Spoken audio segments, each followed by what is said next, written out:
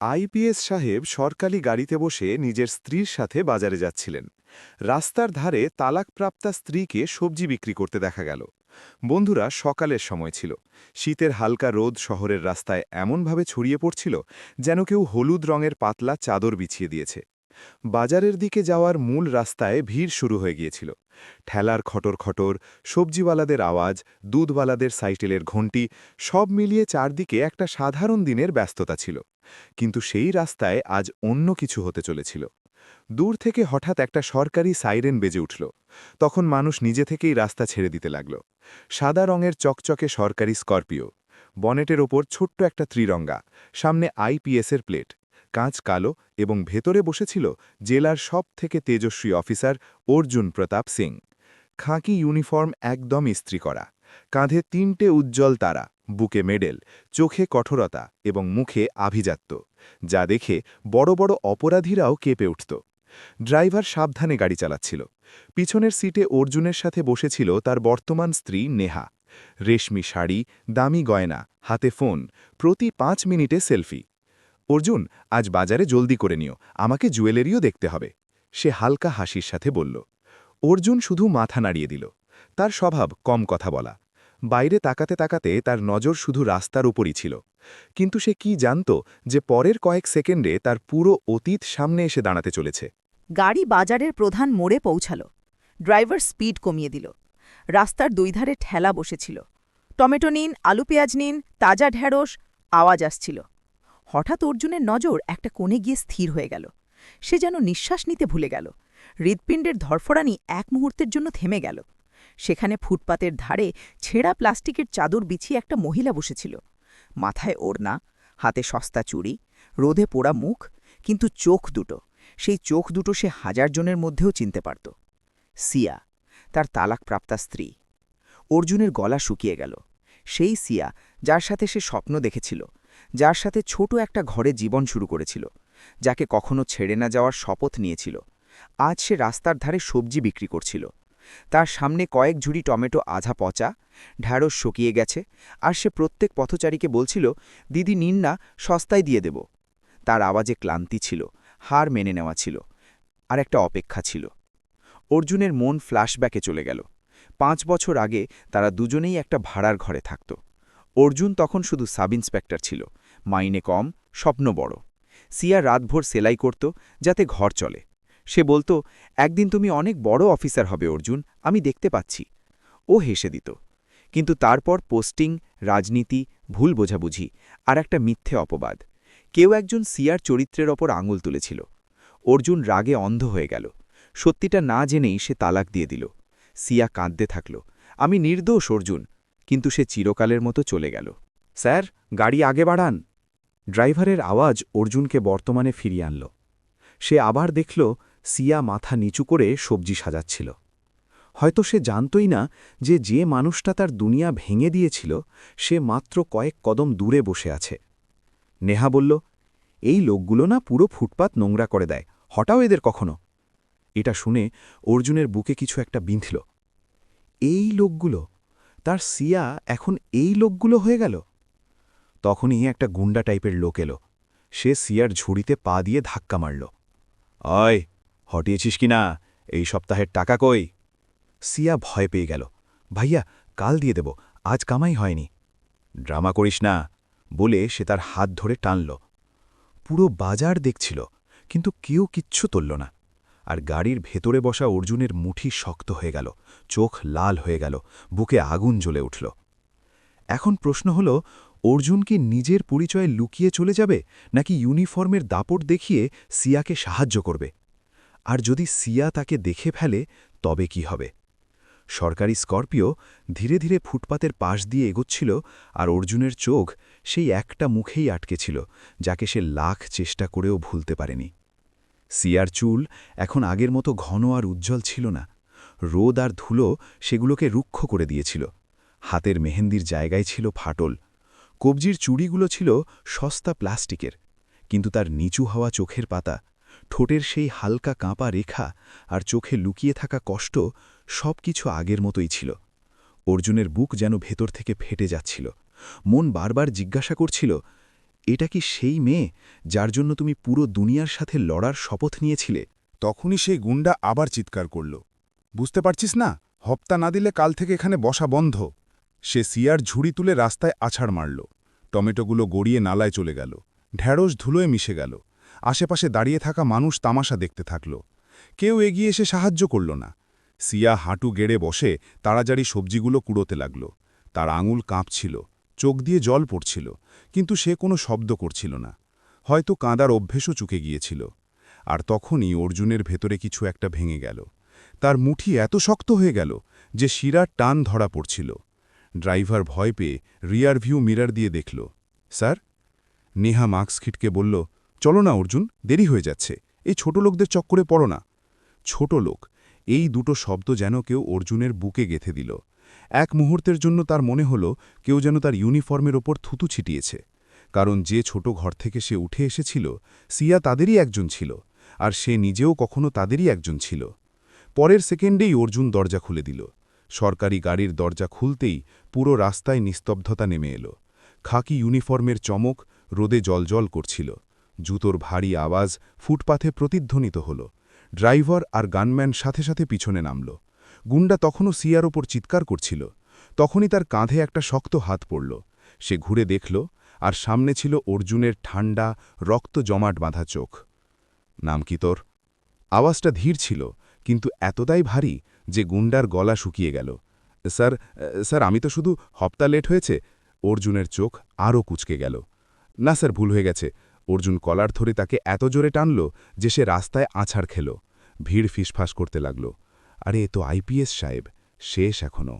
অর্জুন গানম্যানকে বলল, গাড়িতে তোলো, একে থানায় বন্ধ করো আর পুরো মার্কেটের অবৈধ হপ্তা আদায়ের রেকর্ড বের করো। আজকের পর এখানে কারোর কাছ থেকে 1 টাকাও নিয়েছিস তো সোজা এনকাউন্টার ফাইল খুলে দেব।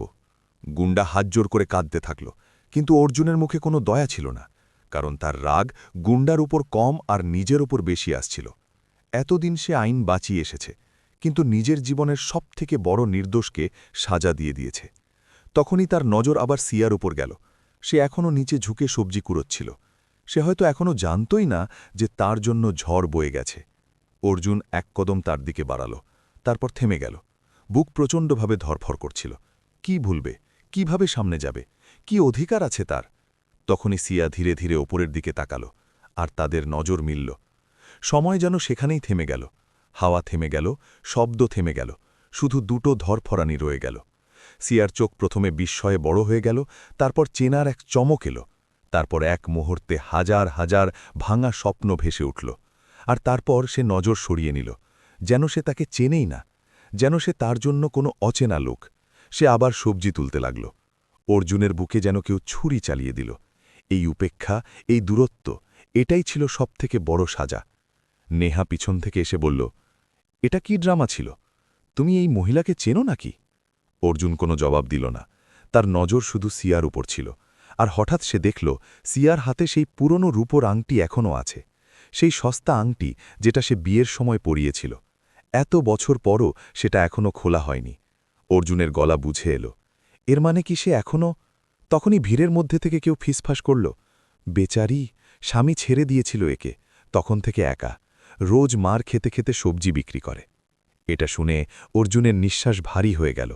তার মনে হল পুরো দুনিয়া তার সামনে দাঁড়িয়ে তাকে অপরাধী ঘোষণা করছে। তার ইউনিফর্ম হঠাৎ ভারী মনে হতে লাগল, মেডেলগুলো বোঝা মনে হতে লাগল, আর প্রথমবার তার নিজের জয়কে হারের মতো মনে হল। সরকারি স্করপিও বাজারের ভিড় চিরে ধীরে ধীরে এগোচ্ছিল, কিন্তু অর্জুনের জন্য সময় যেন থমকে গিয়েছিল। তার চোখ রাস্তার সেই ছোট কোণে আটকে ছিল, যেখানে প্লাস্টিকের ছেঁড়া চাদরে সবজি সাজানো ছিল, আর তার পিছনে ঝুঁকে একটা মহিলা বসেছিল। রোদ তার মুখে সরাসরি পড়ছিল, কপালে ঘামের ফোঁটা চকচক করছিল। ওড়না বারবার পিছলে যাচ্ছিল, আর সে ঘাবড়ে গিয়ে সেটা ঠিক করছিল। তার হাতের শিরা ভেসে উঠেছিল, আঙুলগুলো খসখসে হয়ে গিয়েছিল, যেন বছরের পর বছর পাথর ভাঙছে। কিন্তু হৃদয় হাতকে চিনতে পারত। এই হাতই কখনো তার জন্য রুটি বেলত, এই হাতই তার কপালের ঘাম মুছিয়ে দিত, এই হাতই তার ইউনিফর্ম ইস্ত্রি করতে করতে হেসে বলত, আমার অফিসার সাহেবকে সবথেকে স্মার্ট লাগবে। তার গলা শুকিয়ে গেল, সে চোখের পলক ফেলল, ভাবল হয়তো ভ্রম, কিন্তু না, সে সত্যিই সিয়া ছিল। তার সিয়া, তার প্রথম ভালোবাসা, তার প্রথম স্ত্রী, তার অসম্পূর্ণ জীবন। আর আজ সেই মেয়ে ফুটপাথে বসে শুকিয়ে যাওয়া সবজি বিক্রি করছিল। তখনই হঠাৎ একটা কর্কশ আওয়াজ এলো, ওই, কতবার বলেছি হপ্তায় টাইমে দিবি? একটা মোটা লোক, গলায় সোনার নকল চেন, চোখে গুন্ডামি, চটি ঘষতে ঘষতে এলো আর কিছু না ভেবেই সিয়ার ঝুড়িতে লাথি মারল। টমেটো রাস্তায় গড়িয়ে একটা ট্রাকের টায়ারের নিচে এসে পিষে গেল। সিয়া ধড়ফড়িয়ে উঠল, ভাইয়া, আজ সত্যি কামাই হয়নি, কাল দিয়ে দেব। তার আওয়াজ এতটাই ধীর ছিল যেন কেউ গলা টিপে ধরেছে। আমাকে গল্প শুনিস না, বলে সে তার হাত জোর করে ধরল। ভিড় দাঁড়িয়ে রইল। সবার চোখে দয়া ছিল, কিন্তু পায়ে সাহস ছিল না। অর্জুনের কানে যেন বিস্ফোরণ হতে লাগল। সে নিজের বুকের ধরফড়ানি শুনতে পাচ্ছিল। ড্রাইভার জিজ্ঞেস করল, স্যার, বেরিয়ে যাই? নেহা বিরক্ত হয়ে বলল, হ্যাঁ ইয়ার, রোজকার ড্রামা এই লোকদের, পুরো সিটি নোংরা করে রেখেছে এই লোকগুলো। এই লোকগুলো, এই শব্দটা অর্জুনের মাথায় হাতুড়ির মতো বাজল। হঠাৎ তার নিজের ছোটবেলার কথা মনে পড়ল, যখন তার মাও সবজির ঠেলা লাগাতেন, আর মানুষ তাদেরও এভাবেই এই লোকগুলো বলে ডাকত। তার চোখে রক্ত নেমে এলো। পরের মুহূর্তেই সে দরজা ধাক্কা দিয়ে খুলল। ভারী জুতো রাস্তায় পড়ল। খাকি ইউনিফর্ম রোদে চমকাল। ভিড় নিজে থেকেই দুই ভাগে ভাগ হয়ে গেল। আরে, আইপিএস সাহেব! ফিসফাস ছড়িয়ে পড়ল। গুন্ডা পিছনে ঘুরে দেখল, আর তার মুখ ফ্যাকাশা হয়ে গেল। অর্জুন কিছু না বলে তার সামনে এসে দাঁড়াল। কয়েক সেকেন্ড দুজনের চোখ মিলল, আর অর্জুনের নজর এতটাই ঠান্ডা ছিল যে সামনের জন কেঁপে গেল। হাত ছাড়, শুধু এইটুকু বলল সে। আওয়াজ ধীর, কিন্তু বিদ্যুতের মতো। গুন্ডার সাথে সাথে হাত ছেড়ে দিল। স্যার, ভুল হয়ে গেছে। অর্জুন কলার ধরে তাকে হাওয়ায় তুলে নিল। ভুল? গরিবদের কাছ থেকে হপ্তা আদায় করিস? মহিলার ওপর হাত তুলিস? আইন পড়াও একে। আর পরের মুহূর্তেই একটা সজোরে চর শোনা গেল। পুরো বাজার স্তব্ধ। গুন্ডা রাস্তায় পড়ে গেল। অর্জুন গানম্যানকে বলল, হাতকড়া লাগাও, থানায় তোলো, আর পুরো এলাকার অবৈধ হপ্তার লিস্ট বানাও। একটাও অভিযোগ পেলাম তো সোজা জেল নয়, সারা জীবন পস্তাবি। পুলিশরা তাকে টেনে নিয়ে গেল। মানুষ মোবাইল বের করে ভিডিও বানাতে লাগল। কেউ কেউ তালিও বাজাল। কিন্তু অর্জুন কারো আওয়াজ শুনতে পাচ্ছিল না। তার নজর শুধু সিয়ার ওপর ছিল। সে এখনও ঝুঁকে ছিল, কাঁপা হাতে সবজি তুলছিল, যেন এসবের সাথে তার কোনো সম্পর্কই নেই, যেন সে সাহায্যের প্রত্যাশী নয়। অর্জুন ধীরে ধীরে তার কাছে গেল। প্রত্যেকটা কদম ভারী, বুক প্রচণ্ড ধড়ফড় করছিল। এত বছরে সে শত শত অপরাধীর মোকাবিলা করেছে, গুলির মাঝে দাঁড়িয়েছে, কিন্তু আজ একটা মহিলার সামনে যাওয়ার সাহস সঞ্চয় করতে পারছিল না। তখনই শিয়া মাথা তুলল। তাদের চোখ মিলল, আর এক পলকে 5 বছরের পুরো কাহিনী বয়ে গেল। বিয়ের প্রথম রাত, ছোট রান্নাঘর, সস্তা হাসি, স্বপ্ন, ঝগড়া, ভুল বোঝাবুঝি, তালাকের কাগজ, তার কান্না, তার দরজা বন্ধ করা, সব কিছু। শিয়ার চোখে জল ভরে এলো, কিন্তু সে সাথে সাথে নজর সরিয়ে নিল, যেন সে তাকে চেনেই না, যেন সে একজন অচেনা লোক। এই উপেক্ষা অর্জুনের কাছে কোনো গুলির থেকে কম ছিল না। মনে হলো কেউ বুকে ছুরি বসিয়ে দিয়েছে। তখনই তার নজর শিয়ার হাতের ওপর পড়ল, আর সে থমকে গেল। তার আঙুলে সেই পুরনো রূপোর আংটি ছিল, সেই যেটা সে 500 টাকায় কিনেছিল আর লজ্জা পেয়ে পরিয়েছিল। এত বছর, এত কষ্ট, তাও সে সেটা খলেনি। অর্জুনের নিঃশ্বাস আটকে গেল। মানে সেই সম্পর্কটা তার জন্য মরেনি, মেরেছিল তো শুধু অর্জুন। তখনই পাশের এক মহিলা ফিসফাস করল, বেচারির স্বামী ছেড়ে গিয়েছিল, তখন থেকে একা, দিনে সবজি বিক্রি করে, রাতে লোকের বাড়িতে বাসন মাজে। প্রত্যেকটা শব্দ অর্জুনের কানে জ্বলন্ত সীসা হয়ে ঢুকছিল। তার ইউনিফর্ম হঠাৎ বোঝা মনে হতে লাগল। মেডেলগুলো যেন বিদ্রুপ করছিল, তুই আইনের রক্ষক, নিজের স্ত্রীকে বাঁচাতে পারলি না। তার মাথা নিচু হয়ে গেল। প্রথমবার তার নিজের জয়কে অর্থহীন মনে হল, আর সেই মুহূর্তে তার ভেতরে একটা সিদ্ধান্ত জন্ম নিল। হয় সে আজ সব ঠিক করবে, না হলে সারা জীবন নিজেকে ক্ষমা করতে পারবে না। কিন্তু শিয়া কি তাকে ক্ষমা করবে, নাকি তার জীবনে এখন অন্য কারো জায়গা হয়ে গেছে? অর্জুন কয়েক কদম দূরে দাঁড়িয়েছিল, কিন্তু তার মনে হচ্ছিল যেন সে কোনো খাদের কিনারায় দাঁড়িয়ে আছে। সামনে শিয়া ছিল, আর মাঝখানে 5 বছরের দূরত্ব। অনুশোচনা, রাগ, লজ্জা আর ভাঙা বিশ্বাসের দেওয়াল ছিল। বাজারের আওয়াজ আবার ফিরে এসেছিল, কিন্তু তার কানে সবকিছু ধীর হয়ে গিয়েছিল, যেন জলের নিচে দাঁড়িয়ে আছে, শুধু নিজের ধরফড়ানি শুনতে পাচ্ছিল, ধক ধক, ধক ধক। সিয়া তার দিকে না তাকিয়েই সবজি গোছাচ্ছিল। টমেটো থেকে ধুলো মুছছিল, থেতলে যাওয়া ঢেঁড়স আলাদা করছিল, ছেঁড়া নোট আঁচলে বাঁধছিল। তার হাত কাঁপছিল, কিন্তু সে নিজেকে সামলাচ্ছিল, যেন সে কান্না বহু বছর আগেই ছেড়ে দিয়েছে। অর্জুন সাহস সঞ্চয় করল। জুতোর ভারী আওয়াজের সাথে সে তার একদম সামনে এসে দাঁড়াল। তার ছায়া সিয়ার ঝুড়ির ওপর পড়ল। সিয়ার হাত এক মুহূর্তের জন্য থেমে গেল। সে বুঝে গিয়েছিল কে দাঁড়িয়ে আছে, কিন্তু তবুও সে মাথা তুলল না। এটা সেই সিয়া যে আগে তার পায়ের শব্দেই হেসে দিত, আর আজ তার উপস্থিতিকে উপেক্ষা করছিল। অর্জুনের গলা শুকিয়ে গেল, ঠোঁট খুলল, কিন্তু শব্দ বেরোল না। সে কতবার ভেবেছিল যদি কখনো দেখা হয় তবে কি বলবে, কেমন আছো, ক্ষমা করে দাও, ফিরে এসো। কিন্তু এই মুহূর্তে সবকিছু বেকার মনে হচ্ছিল। শেষমেশ সে খুব ধীর গলায় বলল, সিয়া। এই নামটা তার ঠোঁট থেকে এমনভাবে বেরোল যেন কেউ বছরের পর বছর বন্ধ থাকা তালা খুলল। সিয়ার আঙুলগুলো শক্ত হয়ে গেল। একটা টমেটো তার হাত থেকে ফসকে আবার গড়িয়ে গেল। সে সেটা তুলল না, শুধু ধীরে ধীরে উঠে দাঁড়িয়ে চোখ তুলল। দুজনের সামনাসামনি ছিল, 5 বছর পর। কোনো দেওয়াল নেই, কোনো ফোন নেই, কোনো কাগজ নেই, শুধু দুজন মানুষ আর হাজার হাজার প্রশ্ন। সিয়ার চোখে জল ছিল না, শুধু একটা ঠান্ডা ভাব ছিল, সেই ঠান্ডা ভাব যা অনেক কান্নার পর আসে। সে নির্লিপ্ত গলায় বলল, সাহেব, সবজি নেবেন কি সাহেব? এই শব্দটা শুনে অর্জুনের বুক ফেটে গেল। কখনো সে তাকে অর্জুন বলত, কখনো শোনো, কখনো মজা করে অফিসার সাহেব, কিন্তু আজকের সাহেব সম্বোধনে এক অদ্ভুত দূরত্ব আর বিদ্রুপ ছিল। অর্জুন তোতলাতে লাগল, আমি। শব্দ গলায় আটকে গেল। পিছনে দাঁড়িয়ে থাকা নেহা সব কিছু দেখছিল। তার ভ্রু কুঁচকে গেল। অর্জুন, একে তুমি একে নাম ধরে কেন ডাকছিলে? অর্জুন কোনো জবাব দিল না। তার নজর শুধু সিয়ার ওপর ছিল।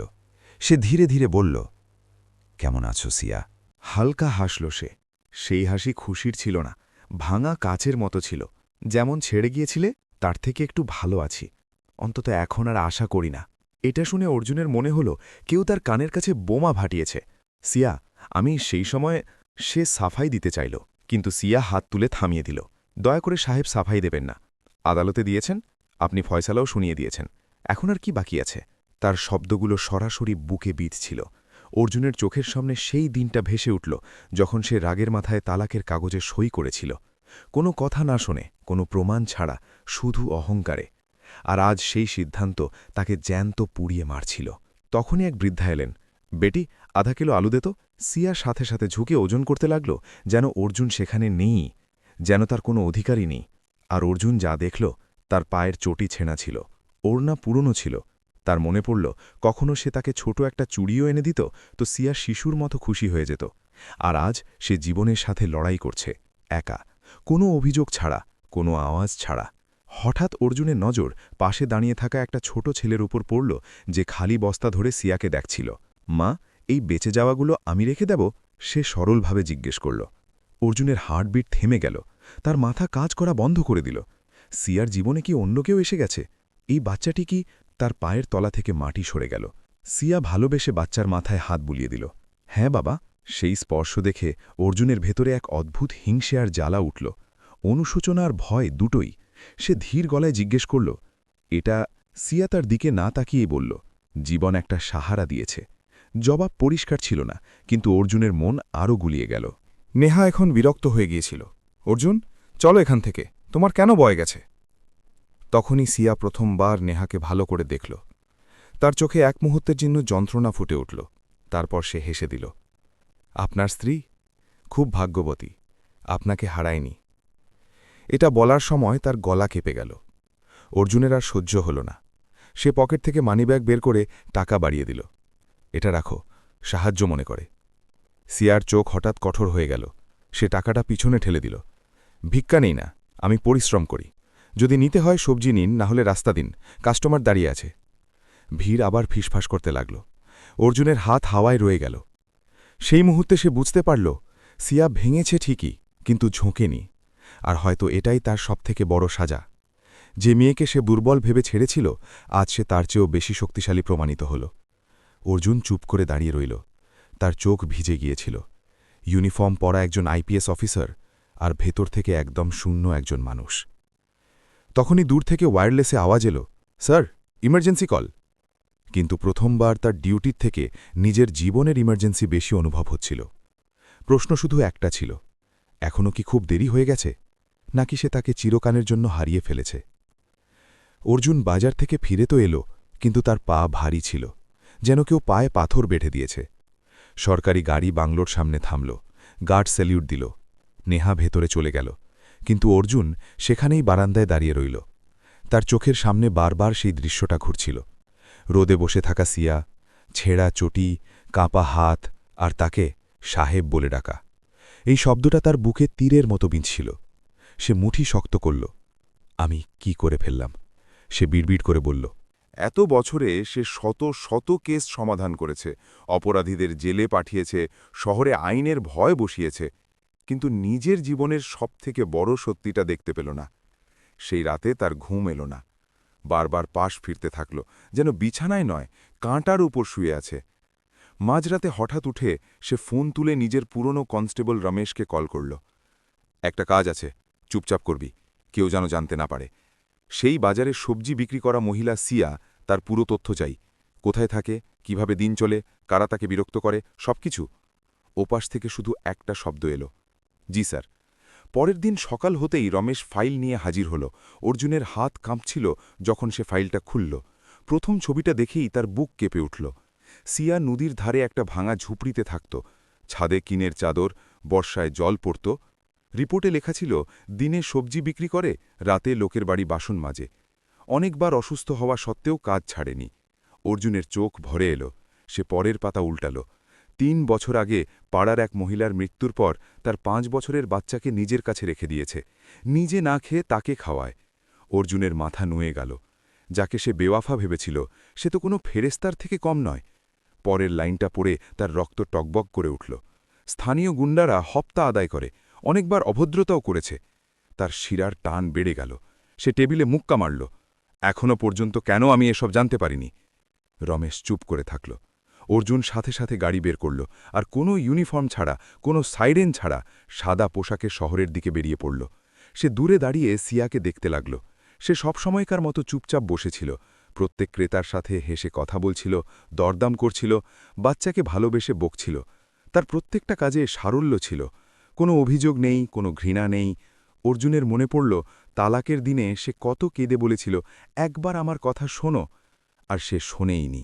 হঠাৎ দুজন লোক এলো, আর আবার সিয়ার কাছে টাকা চাইতে লাগল। অর্জুনের রক্ত গরম হয়ে গেল। সে এগোতে যাবে, তখনই নিজেকে থামাল। সে দেখতে চাইল সিয়া কি করে। সিয়া হাতজোড় করে বলল, আজ নেই। তাদের মধ্যে একজন তার ওড়না টেনে ধরল। এটা দেখে অর্জুনের চোখের সামনে অন্ধকার নেমে এলো। পরের সেকেন্ডেই সে ঝড়ের মতো দৌড়ে গেল। দুজনকে কলার ধরে দেওয়ালে ঠেকাল। সাহস কি করে হলো হাত লাগানোর? তার আওয়াজ এতটাই ভয়ঙ্কর ছিল যে আশেপাশের মানুষ ভয় পেয়ে গেল। দুজন গুন্ডা কাঁপতে লাগল। সাহেব, ভুল হয়ে গেছে। অর্জুন প্রথমবার প্রকাশ্যে নিজের আইডি কার্ড দেখাল। আজকের পর এই এলাকায় দেখা গেছিস তো হাড় গোড় গুঁড়ো করে দেব। পুলিশ জিপ ডেকে তাদের তুলে দিল। সিয়া এসব দেখতে থাকল। তার চোখে বিস্ময় ছিল। অর্জুন তার দিকে ফিরল, কিছু বলতে চাইল, কিন্তু শব্দ আবার আটকে গেল। তখনই হঠাৎ ভিড়ের মধ্যে হুড়োহুড়ি শুরু হল। সেই গুন্ডাদের সর্দার ছুরি নিয়ে দৌড়ে এলো। খুব হিরো হচ্ছিস তুই? সে সরাসরি অর্জুনকে আঘাত করল, কিন্তু অর্জুন নিজেকে সামলানোর আগেই সিয়া মাঝখানে চলে এলো। ছুরিটা তার কাঁধে গেঁথে গেল। রক্তের ধারা বেরোতে লাগল। অর্জুন চিৎকার করে উঠল, সিয়া! পুরো বাজার স্তব্ধ হয়ে গেল। সিয়া ব্যথায় কাঁতরে উঠল, কিন্তু বলল, তোমাকে কিছু হতে দেব না। এটা শুনে অর্জুনের আত্মা কেঁপে উঠল। যাকে সে ছেড়ে দিয়েছিল, সে আজ তাকে বাঁচাচ্ছিল। অর্জুন পাগলের মতো গুন্ডাদের ওপর ঝাঁপিয়ে পড়ল। ঘুষি, লাথি, চিৎকার, পুলিশের সাইরেন, রক্ত, ধুলো সব মিলেমিশে একাকার হয়ে গেল। আর পরের মুহূর্তেই সে সিয়াকে নিজের কোলে তুলে নিল। তার মাথা অর্জুনের বুকে ছিল। রক্তে তার শার্ট ভিজে যাচ্ছিল। সে বারবার বলছিল, কিছু হবে না, আমি আছি তো, আমি আছি। কিন্তু ভেতর থেকে সে নিজে ভয় পেয়ে গিয়েছিল, কারণ সে বুঝতে পেরেছিল, যদি আজ সিয়া চলে যায়, তবে তার জীবনে আর কিছুই বাঁচবে না। রাত গভীর হয়ে গিয়েছিল। কিন্তু শহরের সেই সরকারি হাসপাতাল তখনও জেগেছিল। সাদা টিউবলাইটের কড়া আলো, দেওয়ালে ওষুধের গন্ধ, স্ট্রেচারের শব্দ আর ইমার্জেন্সি ওয়ার্ডের বাইরে অস্থিরভাবে পায়চারি করা এক আইপিএস অফিসার। অর্জুনের ইউনিফর্ম ধুলো আর রক্তে মাখা ছিল, চুল আলুথালু, চোখ লাল, হাত এখনও হালকা কাঁপছিল। কয়েক ঘন্টা আগে পর্যন্ত সে জেলার সবথেকে শক্তিশালী অফিসার ছিল, কিন্তু এই মুহূর্তে সে শুধু একজন ভীত মানুষ যে ভগবানের সাথে দরদাম করছিল, শুধু ওকে বাঁচিয়ে দাও, আমার প্রাণ নিয়ে নাও, কিন্তু ওকে বাঁচিয়ে দাও। মাথা বারবার সেই দৃশ্যটাই মনে করাচ্ছিল যখন বাজারে গুন্ডারা সিয়ার উপর হামলা করেছিল। ছুরির চমক, ভিড়ের চিৎকার আর সিয়া তার সামনে এসে দাঁড়িয়ে পড়া। পিছনে সরো অর্জুন, সে চিৎকার করেছিল, আর পরের সেকেন্ডে ছুরিটা তার কাঁধে ঢুকে গিয়েছিল। অর্জুনের পৃথিবী সেই মুহূর্তেই থেমে গিয়েছিল। সে পাগলের মতো সেই গুন্ডাদের পিটিয়েছিল। কোনো আইন, কোনো র্যাঙ্ক মনে ছিল না, শুধু রাগ ছিল, শুধু ভয় ছিল যে কোথাও আবার তাকে হারিয়ে না ফেলে। পুলিশরা অনেক কষ্টে তাকে থামিয়েছিল, আর এখন সেই সিয়া অপারেশন থিয়েটারের ভেতরে জীবন মৃত্যুর সাথে লড়ছিল। বাইরে বেঞ্চে সেই ছোট ছেলেটা বসেছিল, যার চোখ ফুলে গিয়েছিল। কেঁদে কেঁদে সে বারবার জিজ্ঞেস করছিল, মা ঠিক হয়ে যাবে তো আঙ্কেল? আঙ্কেল শব্দটা শুনে অর্জুনের বুক ভেঙে গেল। সে বাচ্চাটাকে বুকে টেনে নিল। প্রথমবার সে সত্যিটা জানতে পারল। সেই বাচ্চা সিয়ার নয়, বরং পাশের এক মহিলার ছেলে, যে মারা গিয়েছিল। সিয়া তাকে দত্তক নিয়েছিল। একা ছিলাম তো কি হয়েছে, কারো সাহারা তো হতে পারব, সে বলেছিল। এটা শুনে অর্জুনের মনে হল কেউ তার গালে সজোরে চড় মেরেছে। যাকে সে চরিত্রহীন ভেবেছিল সে তো ফেরেশতা, আর সেই নিজে অপরাধী। তখনই অপারেশন থিয়েটারের লাল বাতি নিভে গেল। ডাক্তার বাইরে এলেন। অর্জুন তার দিকে এমনভাবে ছুটল যেন রায় শুনতে যাচ্ছে। ডাক্তার, ও কেমন আছে? ডাক্তার মাস্ক সরালেন। বিপদের বাইরে, অনেক রক্ত বেরিয়ে গিয়েছিল, কিন্তু এখন ঠিক হয়ে যাবেন। অর্জুনের পায়ে যেন আর জোর রইল না। সে সেখানেই চেয়ারে বসে পড়ল। চোখ দিয়ে জল নিজে থেকেই গড়িয়ে পড়তে লাগল। বছরের পর বছর জমে থাকা যন্ত্রণা বেরিয়ে এলো। কিছুক্ষণ পর তাকে ভেতরে যেতে দেওয়া হলো। সিয়া বেডে শুয়েছিল, মুখ ফ্যাকাশে, হাতে স্যালাইন, কাঁধে ব্যান্ডেজ, কিন্তু নিঃশ্বাস চলছিল। এটাই তার জন্য সবথেকে বড় স্বস্তি ছিল। সে ধীরে ধীরে কাছে গিয়ে বসল। প্রথমবার কোনো ভয় বা দ্বিধা ছাড়া সে তার হাত ধরল। ওটা সেই হাতই ছিল, শুধু আরও দুর্বল। সিয়া ধীরে ধীরে চোখ খুলল। ঝাপসা নজরে তাকে দেখল। চিনতে কয়েক সেকেন্ড সময় লাগল। তারপর হালকা হাসি এলো। তুমি এখনও এভাবেই কাঁদো, বাচ্চাদের মতো? অর্জুন ভেঙে পড়ল। তার হাতের উপর মাথা রেখে বলল, আমাকে ক্ষমা করে দাও সিয়া। আমি তোমার কথা না শুনেই ফয়সালা দিয়ে দিয়েছিলাম। তোমাকে একা ছেড়ে দিয়েছিলাম, তোমাকে সাজা দিয়েছিলাম, অথচ অপরাধী ছিলাম আমি। রোজ নিজেকে অভিশাপ দিয়েছি, কিন্তু তোমার সামনে আসার সাহস হয়নি।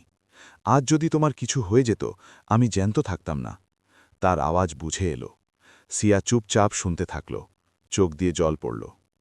অনেক দেরি করে দিলে অর্জুন। অনেক একাকী লড়াই লড়েছি আমি। প্রতি রাতে ভেবেছি তুমি আসবে, তারপর ভাবাই ছেড়ে দিয়েছিলাম। এটা শুনে অর্জুনের বুক আবার ডুবে গেল। সে কাঁপতে কাঁপতে পকেট থেকে সেই পুরনো রূপোর আংটি বের করল, যা তালাকের পর সে যত্ন করে রেখেছিল। আমি আবার কিছু চাইতে এসেছি। এবার সন্দেহ করব না, এবার শুনব, এবার সাথে ছাড়ব না। তুমি কি আমার সাথে চলবে?